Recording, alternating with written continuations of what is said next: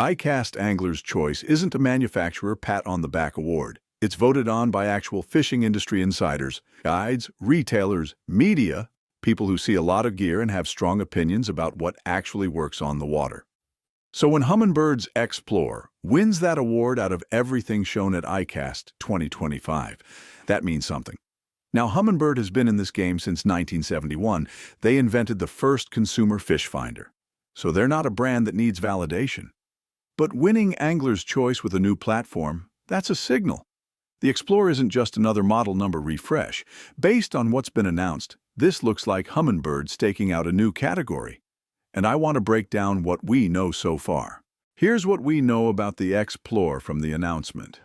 The name itself is new. This isn't a successor to the Helix or Apex lines. It's a standalone platform, and that tells you Humminbird is targeting a specific type of angler. The XPLORE looks like it's built around portability and versatility. Think kayak anglers, ice fishermen, small boat guys who need a unit that can move between platforms without a permanent install headache. Details on sonar capabilities are still rolling out, but given that this is a Humminbird product competing at the top level in 2025, you can reasonably expect mega imaging to be in the conversation. Whether that's mega side, mega down, or some version of both, we're going to verify that before the full review. What I can tell you is that winning Angler's Choice at ICAST usually means the people who used it in demos came away impressed. That's not nothing. The fish finder market right now is brutal. In a good way, for us as consumers. Garmin is pushing live scope updates constantly. Lowrance is fighting hard with active target. Deeper is eating into the portable segment from below.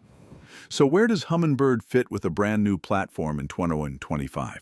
I think the XPLORE is Humminbird's answer to the angler who doesn't want to be locked into a fixed install but still wants flagship sonar technology. That's a real gap in the market. If they've actually delivered mega imaging in a portable, versatile form factor and priced it competitively, that is genuinely disruptive. The Angler's Choice win suggests the demo experience backed it up. Awards don't always translate to real-world performance, I'll be the first to say that, but this one is worth paying attention to. If you're a kayak angler running a basic sonar right now and you've been jealous of what the best boat guys have, this unit is probably aimed directly at you. If you fish both open water and ice, and you're tired of maintaining two completely separate electronic setups, the XPLORE concept makes a lot of sense. Check back when we have hands-on time. If you already own a Helix 7 or Helix 9 and you're happy with it, I wouldn't panic. Helix is a mature platform, it works, and it's not going anywhere. Wait for the full spec sheet and pricing before you make any moves. And if you've been sitting on the fence about buying into mega imaging technology, this might be the moment to wait just a few more weeks and see what XPLORE actually delivers, because it could be the most accessible entry point yet. Humminbird hasn't dropped official retail pricing on the XPLORE yet as of this announcement.